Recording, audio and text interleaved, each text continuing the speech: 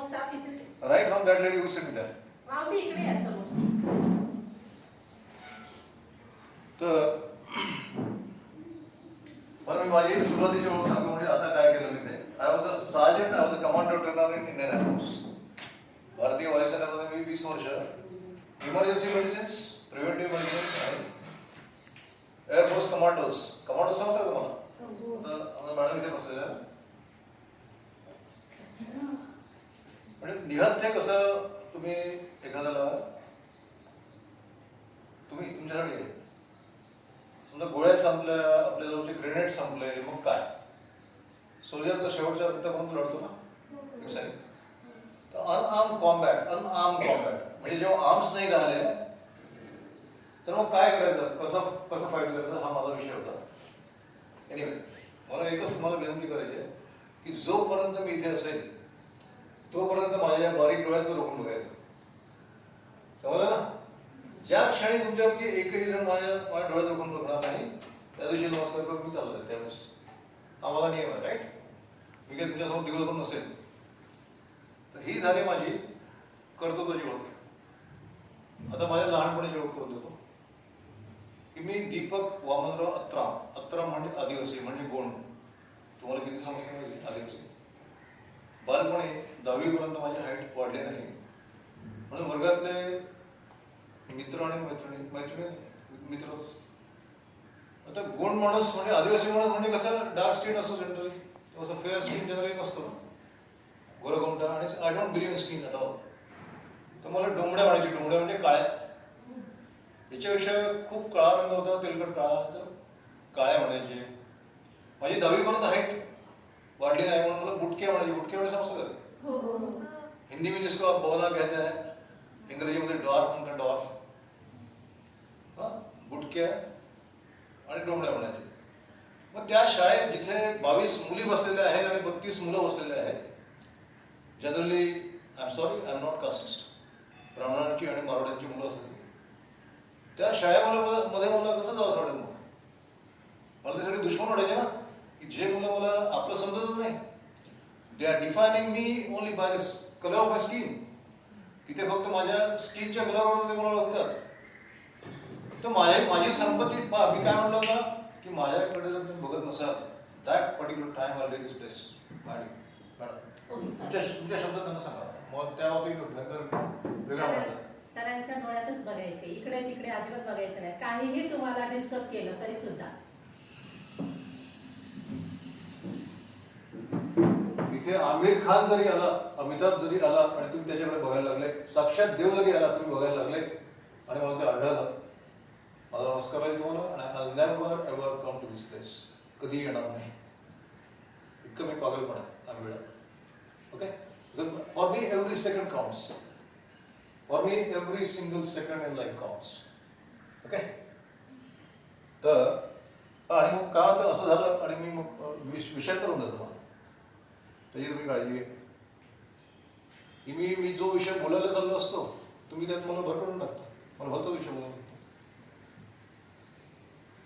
तर या so called higher सोसायटीमध्ये आम्ही फार गरीब होतो. आमच्याकडे फक्त 2 म्हशी वगैरे आमची संपत्ती होती. 2 म्हशी एवढी संपत्ती. पण सगळ्या एवढं स्वप्न असतं की आपल्याकडे चांगली शाळेत शिकली पाहिजे आणि ते मोठे झाले पाहिजे है ना. तर मला एका चांगल्या शाळेत घातलं, चांगल्या ठिकाणी राहायला आले आपली गुंडांची वस्ती सोडून. पण तिथे मला टोपण नाव म्हणजे काय की डोंबड्या आणि बुटक्या 10वी पर्यंत हाईट पडली. तर मग मी माझ्या एका म्हशीला घेऊन माझ्या घराच्या मागे आजही तो नाला आहे. तो नाला आधी एवढा खोल नव्हता. त्या नाल्यामध्ये उतरून जायचो त्या म्हशीसाठी. त्या म्हशीवर बसायचो. तो नाला म्हणजे माझं साम्राज्य होतं. ती म्हैस म्हणजे माझा सिंहासन होता. आणि तो धांडा ते असतं ना बाजरी ज्वारीच्या कणसाला इस टाइम, ती माझी तलवार राहायची आणि मी स्वतःच लढायचो. फक्त एकच म्हणायचं स्वतः की दीपक असा काही बनवून दाखव, तू उठ तुझा बाहेर, लेट्स गो बॅक. 1 2 3 4 5 6 7 12 टूच यस लेट्स गो बॅक.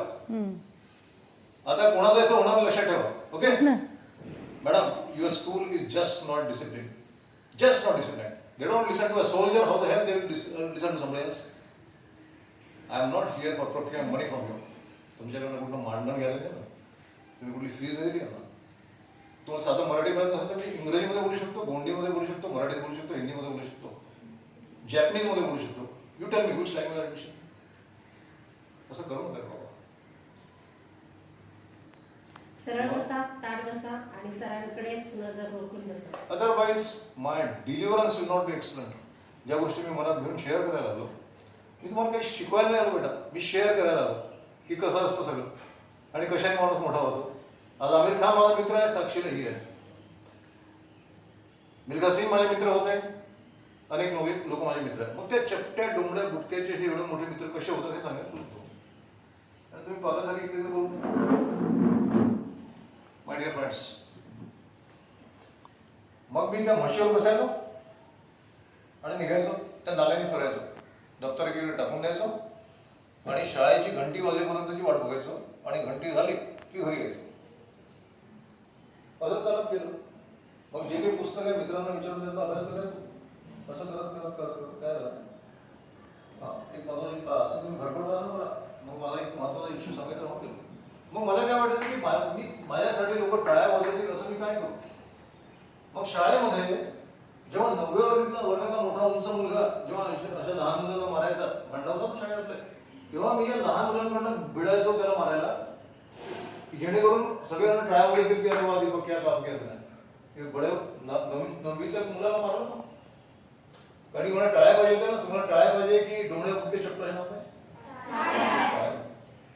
तर त्या चक्करमध्ये मग माझा नाक पण सुजायचं आणि उंच मुलाला हा बुक्के कसा मारणार.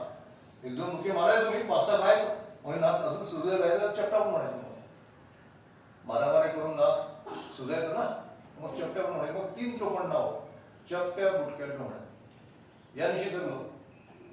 मग मी मारामाऱ्याकडे जातो, त्यामुळे काय झालं की माझ्यापेक्षा मोठी मंडळी जी होती शाळेतली ती सगळी माझी दुश्मन झाली. तर गणपतीच्या दिवसामध्ये असा एक प्रोग्राम बघून मी येऊन आलो होतो या सगळ्या माझ्या मित्रांसोबत. हे सगळे उच्चवर्णी, तर ते सगळे 20 पोरं त्यांनी मला आम्ही ऑर्केस्ट्रा बघून घेऊन आलो होतो. या 20 पोरांनी मला उचललं आणि बेदम मारलं. मला त्या क्षणापासून हे सगळे पळून गेले. त्या क्षणापासून फक्त मला एकच डोक्यात गोष्ट होती की 20 लोकांना मारू शकेल असं काय करू शकतो. वा इंग्रजीमध्ये म्हणाय की there is a will, there is a way. तुमच्यामध्ये जर इच्छा असेल तर रस्ते आपोआप रस्ते तयारच आहेत. रस्ते शोधावे लागत नाही, रस्ते तयार आहेत. फक्त तुमच्यामध्ये ती इच्छा असावी. तुम्हाला काय करायचं, आवडीचं काय करायचं, हा फक्त विषय तुमचा आहे. तुम्हाला ठरवायचं आहे, रस्ते तयार आहेत. दुसऱ्या दिवशी ब्रुस ली म्हणजे one of the greatest exponent of martial arts. त्याचा पिक्चर बनला एंटर द ड्रॅगन. माझा मित्र ज्याला माहिती पडलं की दीपकला खूप मारलं रे बाबा, आणि मला रात्री 2 वाजता मारलं होतं. तो सकाळी भेटला मला, दीपक चले तुला एक पिक्चर दाखवतो एंटर द ड्रॅगन. त्याच्यामध्ये एक व्यक्ती 50 लोकांना मारतो. म्हटलं सर रे बाबा, म्हणून माझ्याकडे पैसे नाही, मला 20 तिकीट काढ. तो श्रीमंत मित्र मला. पिक्चर बघितला, एक हिंमत आली गेला की यस, म्हटलं हे कुठे शिकायला मिळेल. त्याच महिन्यामध्ये रघुनाथराव खाणेवाले पुण्यावर पाठवले अमरावतीला. रवींद्रनाथ टागोरचा नाव आहे. रवींद्रनाथ टागोर या ग्रेट व्यक्तींनी भारतामध्ये जुडो आणला. जुडो त्याचा प्रसार करणारा, सगळ्यात मोठा प्रचार करणारा माणूस ती व्यक्ती म्हणजे रघुनाथराव खाणेवाले. पुण्यावरून अमरावतीला अवतरले ते. लोकमान्य टिळकांनी पाठवलं त्याचं, सॉरी दीपक टिळकांनी. लोकमान्य टिळकांचं नातू आहे का केसरीवाडा स्वतःची पेठ, त्याचा मालक. ते तिथे आले का मग काय केलं मी, जुदोही जॉईन केला आणि कराटेही जॉईन केलं. कराटेवाला पण भेटला. मुंबईला जी व्यक्ती फाईट शिकवायची ना, फाईट सीन शिकवतो आपण पिक्चरमध्ये जे बघत असतो ती ऍक्च्युअल फाईट नसतेच. तिकडे ते जेव्हा फाईट सीन्स करतात ना, हे असंच कॅमेरा घेऊन बसलेली असते आणि फक्त हवेत तुम्ही मारतो आणि ती पडते तिकडे. बस नाही कसं मारायचं वगैरे शिकवणारा एक फाईट सीन शिकवणारा फायटर असतो, तोच अमरावतीमध्ये आला. तिकडे मी कराटे आणि इकडे जुडो शिकायला निघालो. आणि मग हळूहळू मला एकच घुसलं डोक्यात की मी असं काही दिव्य करून दाखवेल की मला जग मारेल. आणि मग माझ्या डोक्यामध्ये ऑलिम्पिक मेडलचं स्वप्न केलं की मी भारताला ऑलिम्पिक मेडल मिळवून दिलं पाहिजे. I talking about 1974. किंवा भारताला 72 मध्ये फक्त म्युनिच ऑलिम्पिकमध्ये ब्रॉन्झ मेडल मिळालं होतं आणि माझे वडील हे नॅशनल चॅम्पियन होते हाय जम्पमध्ये. मी त्यांना मला काय विचारायचं बेटा माझं पूर्ण ऐकायला येतं, कळतं काय समस्या, मी थोडं फास्ट बोलतोय कारण की 3 तासाचा प्रोग्राम मला हा 1 तासात निघतोय. ओके, तर या चक्करमध्ये भारतासाठी ऑलिम्पिक मेडल मिळवण्याच्या चक्करमध्ये मी 12वी मध्ये 3 वेळा नापास झालो. आता चौथ्यांदा जेव्हा, आता मला माहिती होतं की मी चौथ्यांदा नापास होणार आहे, कारण फिजिक्सचा पेपर मी परत दिला नव्हता, तेव्हा वडिलांनी मला अल्टिमेटम दिलं की दीपक, मी नॅशनल चॅम्पियन झालो 3 वेळा, म्हणजे माझे बाबा, तरी मला या देशामध्ये काहीच नाही मिळालं. बेटा तू नको करू हे. मी ST मध्ये मोडतो, शेड्यूल ट्राईब्स मध्ये गोल, म्हणजे आपल्याला रिझर्वेशन आहे. तू इझिली मी हुशार होतो, तू इझिली UPSC मध्ये IAS होऊ शकतो. म्हणजे बाबा हे काय असतं, म्हणजे दरवर्षी 450 IAS ऑफिसर होतात भारतामध्ये. तेव्हाची जनसंख्या होती 74 कोटी, आज 100-120 कोटी पलीकडे जातो. ते बोलून मी म्हटलं बाबा हे 450 IAS ऑफिसर दरवर्षी, आणि मग दर 4 वर्षांनी होणाऱ्या ऑलिम्पिक मध्ये फक्त एखादच मिळत का? त्यांच्याकडे त्याचं काही उत्तर होतं, म्हणजे तू वेळा म्हणते का? असंच करता करता मी चौथ्यांदा फेल झालो. 5व्यांदा तरी मला सांगितलं की आता जर फेल झाला तुला मी इथेच चपराशाची नोकरी लावून देईल अमरावती शहरामध्येच, माझे अनेक मित्र आहेत बँकेचे अधिकारी, किंवा मग तुला मी पेपर वाटायला लावायला मिळेल. तर त्या सधन वस्तीमध्ये राहणाऱ्या दीपकला त्या गोष्टीची भीती वाटली. काय म्हटलं सर, आपल्याच गल्लीमध्ये आपण पेपर वाटू, किंवा आपण आपल्या सगळ्या श्रीमंत मित्रांमधला एक मित्र कोण आहे चपराशी, म्हणले ते खरं पाहिजे. माझ्या बहिणीचं लग्न झालं, मुंबईला गेलो, मुंबई बघायला, किंवा मुंबई बघणं म्हणजे खूप मोठं अप्रूप होतं बरं का. आता तुम्हाला तुमच्या मोबाईलवर दिसतं सगळं. I am talking about 1978. आणि मुंबईला गेला असताना मी विदाउट तिकीट पकडला गेलो. एका टिकीकडनं 15 गेलो होतो, 2 महिने राहिलो तिथे, कारण मला भीती वाटत होती घरी यायची. म्हणजे घरी गेलो, बाबांनी म्हटलं कुठे तुझा घरी झालं काय आहे, म्हणजे आपलं काही घरात ठेवणार नाही, पेपर ऑर्डर लावते म्हणून तिथेच राहिलो. एका टिकीने पकडलं, मला गाडीनं काढलं, माझ्या पकडलं नाही की तसं होतं. आणि एक तर 234 रुपये दे किंवा आतमध्ये टाकतो तुला, किंवा गाडी नव्हतं. सोपा उपाय होता ना, गाडीत नव्हतं नाही, गाडीत नव्हतं म्हणून इथे उतरलं. ते रेल्वे स्टेशन होतं कोणतं मी बाहेर होतो, बघितलं खूप प्रचंड गर्दी होती. म्हटलं अरे ही कशाची गर्दी आहे, इथे एअरफोर्सची भरती सुरू आहे, एअरमनची. म्हणजे काय लागतंय इथे, म्हणजे 100 मीटर खूप फास्ट करता आलं पाहिजे, आणि इंग्रजीचं बऱ्यापैकी ज्ञान असलं पाहिजे, म्हणजे तुम्हाला स्पेलिंगच लिहिता आलं पाहिजे, एवढीच टेस्ट होती. तो पण विषय सांगतो मी तुम्हाला. मी ती परीक्षा दिली, आईकडनं सर्टिफिकेट मागवलं, TC मागवली, दिली, आणि त्याच्या रिझल्टच घेऊन गेलो मी घरी. मला माहिती होतं की 5व्यांदा मी तो फेल होणार आहे 12वी, आणि आपल्याला काम करावं लागलं. आणि मी बाबांना सांगितलं बाबा मी सिलेक्ट झालो एअरफोर्समध्ये. तर बाबा म्हणाले बेटा तू वेळा म्हणून का एअरफोर्सची सर्व्हिस, आर्मीची सर्व्हिस असेच ठेवणार, एकदा बॉन्ड भरला तुम्ही की तुम्हाला 20 वर्ष सोडतच नाही. म्हटलं बाबा इकडे डिसाईड केलं ना, I want to win Olympic medal पाहिजे, आणि गेलो. मग 20 वर्ष एअरफोर्समध्ये झालो, आणि आता 22 वर्ष सिव्हिल लाईफमध्ये आहे. या सगळ्या गोष्टींचा अभ्यास केला, आणि तुम्हाला काय दिलं पाहिजे याचं एक मॉडेल तयार केलं. त्या मॉडेलचं नाव आहे सेव्हियर्स. ओके, त्याच्या मी तुमच्या समोर फक्त काही विषय म्हणून की आपल्या कलरच्या स्किनने काहीच डिसाईड होत नाही, आपल्या फिजिकल हाईटने काहीच डिसाईड होत नाही, आपण कोणते कपडे घातले नाही याचं काहीच महत्व नाही आहे, आपण आतमध्ये काय घातलेलं याला महत्व आहे. तुमच्या आतमध्ये काय याला महत्व आहे. My dear friends, you see this buddy डोंगराच्या छोट्या बुटके आज तुम्ही ऐकून राहिले. दरवर्षी अमेरिकेला एका मोठ्या संस्थेला ट्रेनिंग केलं जातं. आता झालं 17 ऑक्टोबर. इथे भारतामध्ये माझ्यासमोर हे काय झाले मित्र आमिर खान वगैरे, ते मला ऐकायला आले होते मंत्रालयामध्ये. आज माझ्यासमोर IPS IAS ऑफिसर असतात, कार्डिओलॉजिस्ट असतात. मी कशामुळे I never ever believed in the colour of the skin. ते शिकवून दिलं मला. माझा संघर्ष माझ्याशीच होता. Don't compete with others. मला हेच वाटायचं की मी काय करू, म्हणून फक्त आणि फक्त मी यू कॅन विन सगळे पुस्तकं वाचले अनेक फॉर सेल्फ इंटिग्रेशन. आज माझे जेवढे मित्र आहे अमरावतीमध्ये MLA MP पण मित्र नाही, त्यांच्याकडे मित्र असतात त्या, त्यांचे कोणी नसतो मित्र असतात, ते लोन लिपी. ओके, इथून गेल्यानंतर मला माहिती आहे या शाळेमध्ये मास्तरनी वार्डन सगळे माझे मित्र होऊन जातील. आय नो दॅट तुम्ही देखील माझे मित्र असतात. I believe in the relationship of my friend. ती सगळ्यात स्पष्ट आणि सुंदर असं रिलेशनशिप असतं. ओके मित्र हो, तुमच्या हाईटवर जाऊ नका, तुमच्या स्किनच्या कलरवर जाऊ नका. आणखी एक साक्षात उदाहरण सांगतो. मी माझ्यावर जे घडलं ते सांगतो. मी पुस्तकं वाचून त्यातले एक्सपिरियन्सेस सांगत नाही, माझ्यावर जे घडलं ते सांगतो.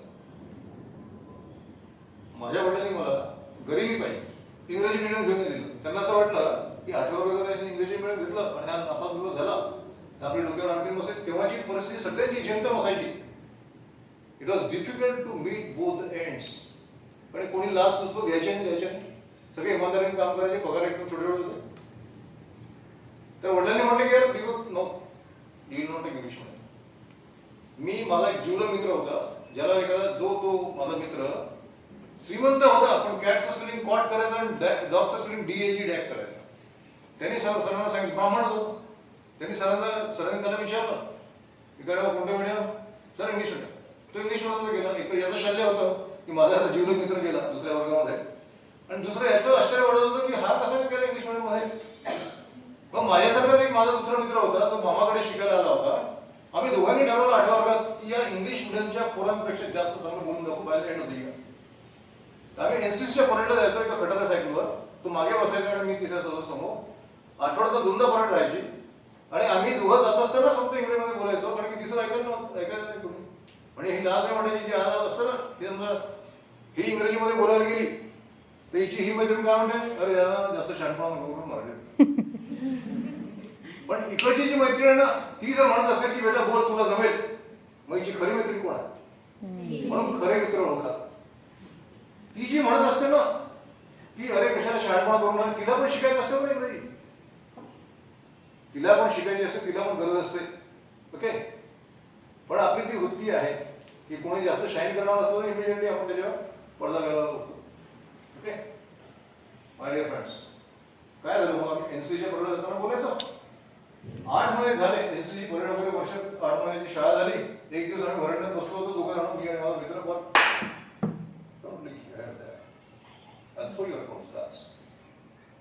तिथे पाहायला असं काय होतं, $1 billion subject is lost only because of your bloody foolishness. You will go nowhere, you will go never.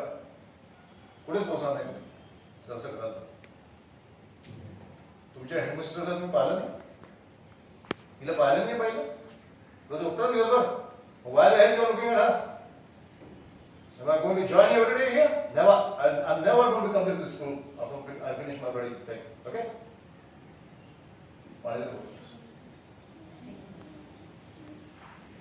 I can't deliver.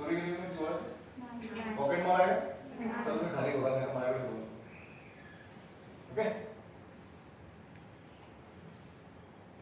होऊन गेलेली होती. मी आणि तो माझा शांतू नावाचा मित्र आम्ही शाळेच्या वरांड्यात बसलो होतो आणि कुठल्या तरी विषयावर आम्ही अशी चर्चा करू आता इंग्रजीमध्ये. आणि आम्ही ठरवलं होतं जोपर्यंत दोघंच राहू तोपर्यंत इंग्रजीमध्येच बोलू. We were discussing about some subject very fluently. कधी आमच्या मागे इंग्रजी मीडियमचे क्लास टीचर येऊन उभे राहिले आम्हाला माहितच नाही. त्यांच्या तोंडात एक शब्द होता, गाढवांनो. त्यांनी आमचे कान धरले म्हणजे गाढवांना उभे राहिले. आम्हाला वाटलं की आम्ही काय केलं आणि गाढवांना तुम्ही इंग्रजी शिकलेच कुठे. आम्ही चला तुम्ही, त्याने आमचे कान पकडले आणि इंग्रजी मिडियमच्या डायसवर आणून ठेवला. आणि मग गाढवांना तुम्ही जे बोलत होते त्या गाढवाचं बोला म्हणून त्या मुलांना म्हणे. बघा म्हणे किती आम्हाला घाबरलो ना. आम्ही हार्डली 8व्या वर्गात होतो. जेव्हा आपल्या हेडमास्टरने आपले कान पकडले ते कसं वाटत आपल्याला. त्यावेळेस आम्ही शिक्षकांना आमचे मायबाप समजतो, तर शट युअर फोन डाऊन. तर त्यांनी नेल्यानंतर तिथे आम्ही तेच बोललो जे आम्ही बोलत होतो. आणि एवढ्याच जोराने रडायला आला म्हणून सर मेगाव अक्षरशः उक्षी रडलो की आपलं काय गुन्हा झाला. पण ते वक्तव्य तिथे इंग्रजी मिडियमच्या डायसवर ज्या वर्गामध्ये सगळे मारवाडी आणि ब्राह्मण बसले होते त्यांनी ज्या जोराच्या टाळ्या वाजवल्या ते अजूनही कानात ऐकू. That was a day when we thought of ourselves that okay चपट्या बुटक्या डोंगरापेक्षा आपण खूप मोठे झालेलो. त्या टाळ्यांचा आवाज आधी माझ्या कानात आहे, त्याच्याही कानात सांगतो खूप मोठा आय एफ एस ऑफिसर पण भेटायला. मला एकच सांगायचं, तुम्हाला काही करायचं असेल तर मला बसून करा, करूच नका. जे आवडते तेच करा, जे आवडतं तेच करा. पण आवडीचं फील्ड काही आपण तसं चोरी करायची ठरवत नाही ना. कोणाला ड्रॉइंग आवडेल, कोणाला शिकवणं आवडेल, तुमच्या आयुष्यात आलेली ग्रेटेस्ट व्यक्ती कोण आहे सांगा बरं. तुमच्या आयुष्यात असलेली ग्रेटेस्ट व्यक्ती म्हणून कोण आहे? तुमच्या आयुष्यामध्ये सगळे झाले ना, तुमच्या शेजाऱ्यापासून तुमच्या आईपासून सगळ्या कोणी झालं तुमच्या आयुष्यात? तू सांग. हा शिक्षक. ओके तू सांग. आई वडील. ओके आई वडील. तू सांग. सिंधुताई सपकाळ. जरा सांग. सिंधुताई सपकाळ. सिंधुताई सपकाळ. तू सांग. पोलीस. हा पोलीस क्षेत्रातले म्हणजे तुझ्या आयुष्यातली सगळ्यात मोठी पोलीस क्षेत्रातली तुझी आई नाही? आजी. आजी. ओके. किती लोकांना आया आहेत हातवरती करावं? हातवरती करा. तुम्हाला असं कधीच नाही वाटलं की आपली आई ही जगातली सगळ्यात चांगली व्यक्तिमत्व वाटलं की नाही? मग तिने कुठल्या ऑक्सफोर्ड मधला कोर्स केला व्यक्तिमत्व विकासाचा, पर्सनॅलिटी डेव्हलपमेंटचा, की कुठल्या हार्वर्ड मधनं केला, की वेलिंगकर मधनं केला, की सिम्बायस मधनं केला, की पुणे युनिव्हर्सिटी मधनं केला? आपली आई का चांगली वाटते आपल्याला? Because she is an empathetic listener. काल रात्री आई बाबांचं भांडण झालं असं तरी, सासू सुनेचं म्हणजे तुमच्या आईचं भांडण झालं असं तरी, तिला 2 घास खायला मिळालं नसेल तरी, तुम्ही जे जेव्हा दुसऱ्या दिवशी शाळेत येता किंवा जाताना जे जरी सांगता बोलता ती किती आत्मीयतेने ऐकून घेते. तिचं असतं का मोबाईलवर लक्ष, तुम्ही जसे इकडे भांडण्यासारखे बोलणार तेव्हा असतं तिचं लक्ष असतं. त्या एका सिंगल क्वालिटीमध्ये मुळेच आपल्याला आई आपली सगळ्यात चांगलं व्यक्तिमत्व वाटते. राईट ना? रॉंग असेल तर हा बोलतो. आपल्या आयुष्यातलं सगळ्यात मोठं चांगलं व्यक्तिमत्व, मोठं व्यक्तिमत्व म्हणजे आपली आई असते. याचं कारण असं असतं की ती एम्पॅथेटिकली ऐकून घेते त्या बाळाचं. तिला किती दुःख झालं असेल परवाच्या रात्री, कालच्या रात्री, तिला सासूने किती शिवाय दिले असतील, नवऱ्या बायकोचं किती भांडण झालेलं असेल, पण तरी देखील ती आपल्या बाळाचं किंवा कुणाचंही फॉर दॅट मॅटर की आस्थेने ऐकते, आस्थेने. ओके माय डिअर फ्रेंड्स, काही बनायचं असेल तर you must have this greatest quality of empathetic listening. Empathy म्हणजे आत्मीयता. हीच इथे मिसिंग आढळली मला सुरुवातीला. ठीक आहे, 100 आता किती 50-60 मुली बसलेल्या सगळ्यांना राहू शकत नाही, पण हे शिका मोठं व्हायला. तुम्हाला कोणती मैत्रीण चांगली वाटते? समजा ही माझी मैत्रीण आहे, मी कुठला पिक्चर बघितलेला आहे किंवा अमेरिकेवरून आलो आणि मी माझ्या अमेरिकेच्या एक्सपिरियन्स तिच्यासमोर शेअर करतोय, पण ही मी जसं तिच्याकडे जाईल आणि मला ती एक्साइटमेंट तिच्यावर शेअर करायची असेल, त्याच वेळेस ही मागच्या वर्षी अमेरिकेला गेलेली असताना, ही माझी मैत्रीण मागच्या वर्षी अमेरिकेला गेली असताना माझं ऐकण्याच्या आधी तिचे एक्सपिरियन्सेस सांगायला सुरुवात करेल. आणि ही माझी मैत्रीण अशी असेल की ती मला सांगण्या मग काय होतं. तुम्हाला कोणती मैत्रीण चांगली वाटते? माय डिअर फ्रेंड्स, आपल्याला तेच लोक आवडतात जे एम्पॅथेटिकली आपलं ऐकतात. हा गुण खूपच महत्वाचा आहे. ओके, पहिले ऐकून घ्या. लिसनिंग 3 प्रकारचं असतं. एक ब्लाइंड, जसं काही मुली इथे दिसल्या मला की काय सुरू आहे, कोण इथं आलं त्यांना माहिती नाही, त्यांचं नाव माहिती नाही, कुठला विषय सुरू आहे माहिती नाही. ब्लाइंड लिसनिंग म्हणतात. काही असतात हुशार लोक, त्यांच्या समक्ष मी बोलायला वेळ त्यांना काय वाटतं, हा काय सांगू नको, मला हे वाटतं सगळं माहिती नाही. त्यांच्या कानात त्यांच्या डोक्यात सुरू असतं. त्याला म्हणतात रिॲक्टिव्ह लिसनिंग. आणि थर्ड वन इज एम्पॅथेटिक लिसनिंग, जे मी तुम्हाला शिकवत आहे की एम्पॅथेटिक ऐकून तर घ्या. त्याचं तुम्ही कुठल्या एवढे प्राईम मिनिस्टर आणि प्रेसिडेंट सारखे महत्वाचे नाही आहे, तुमच्याकडे एवढं काही टाइम क्रंच नाही आहे, 2 मिनिटं ऐकून तर घ्या, त्याच्यानंतर बोला. आपलं काय असतं, आपण इकडनं फोन करतो, समोर तिकडनं बोलायला लागते, एक दुसऱ्याचं कळतच नाही. कळते? IT मध्ये असतात ते लोक, IAS झालेले असतात, IPS असतात, पोलीस इन्स्पेक्टर असतात, पण हा इथून जोराने बोलत असतो फोनवर, तो तिकडनं बोलत असतो. एक दुसऱ्याचं कळत नाही, समजत नाही आणि कामावर बिघड. ऐका, ऐकणारी व्यक्तीच मोठी आहे, बोलणारे नाही. बोलणारे खूप आहे. ऐकून घ्या. ओके, लक्ष द्या. तुम्हाला मोठं व्हायचं आहे ना, कोणीही मोठा होऊ शकतो. मी तुम्हाला सांगितलं की your skin colour doesn't decide that, your height doesn't decide that, your money doesn't decide that, your bloody any richness, your muscle doesn't decide that. तुमच्या मसाने तुम्ही मोठे होत नाही, पैशाने होत नाही, सत्तेने होत नाही. कुठल्या श्रीमंत बापाचा पोरगा श्रीमंतच मोठा होईल आणि तो सगळ्या जगाचा राजा होईल असं नाही. My dear friends, I always tell I have a feeling of kingdom. मला अमरावती शहर आहे, 15-16 लाखाचं शहर आहे. मला मी त्या शहराचा राजा असायला वाटतो. किती सुंदर फिलिंग असेल ते, की बा आपण आपल्या नगराचे राजे आहोत. I'm just not a politician. I am against politics. सगळे पॉलिटिशियन मला चाहतात पण मी त्यांच्या कामात कधीच पडत नाही त्यांना माहिती. But I have the true feeling of king nesting. Okay, हे मिळवा, हे प्राइसलेस आहे. त्याच्यासाठी सगळं काही पूर्ण करावं लागेल. आपल्याला मोठं होण्यासाठी कुठला हनुमंतासारखा तो संजीवनीचा पहाड आणून त्या रामाच्या पायाशी ठेवला याने मोठा होत नाही असं म्हणून करू पण शकत नाही. आख्यायिका आहे. मोठं बोलायचं असेल तर छोटी छोटी कामं परफेक्टली करा, चांगली करा, आनंदाने करा. मी 20 तास काम करतो, 20 तास त्यांनी माहिती शिनवले. तरी मी सकाळी जसा दिसतो मला तास संध्याकाळी दिसेल, रात्री 12 वाजता तसंच दिसेल. तो कामाचा नशा केव्हा येतो जेव्हा आपलं काम हे आवडीचं असतं. आणि शिक्षक हे देशाचे सगळ्यात महत्वाचे घटक आहेत आपल्याशिवाय कारण तेच देश घडवतात. ओके, त्यांचं अनुकरण करतो ना आपण सगळे, त्यांचं अनुकरण करतो. चांगल्या लोकांचं अनुकरण करा, चांगल्या गोष्टींचं अनुकरण करा. उद्यापासून तुम्ही माझ्यासाठी काय काय काम करा म्हणजे मॅडम मला थोडीशी मुभा द्या की समजा आता तुम्ही किती आहे टोटल? 80. 10 मुलींचा ग्रुप बनवा. त्या किती पर्यंत पुढे 12 पर्यंत. त्या ग्रुपमध्ये 12वीच्या पण 2 मुली असल्या पाहिजे, 10वीची एक मुलगी असली पाहिजे, 5वी 6वीची पण असली पाहिजे. अशा 10 मुलींचा परमानंट ग्रुप करून टाकायचा. त्यांना झाशी, राणी, गंगा, सरस्वती असं नाव द्यायचं. प्रत्येक ग्रुपची 15 दिवसात नाही कॉम्पिटिशन घ्यायची. मी जो प्रोग्राम सांगतो ना यांची डेव्हलपमेंट तशी मग by the time this girl will land into 12th class she will be a very different girl. काय करायचं त्या 10 जणांच्या ग्रुपला एकच सब्जेक्ट द्यायचा की टेलिव्हिजन बघितलं का? टीव्ही बघितला? त्या 10 जणांच्या ग्रुपमध्ये सगळ्यात चांगलं हँडलिंग ज्याचं असेल या सगळ्या चर्चा करेल तो विषय. त्यांना इकडे तिकडे बसायचं 10 ग्रुपला आणि त्यांना तो एक विषय द्यायचा आणि म्हणायचं की निबंध लिहा. आणि सगळ्यांचे ओपिनियन्स काय निबंधामध्ये असले पाहिजे.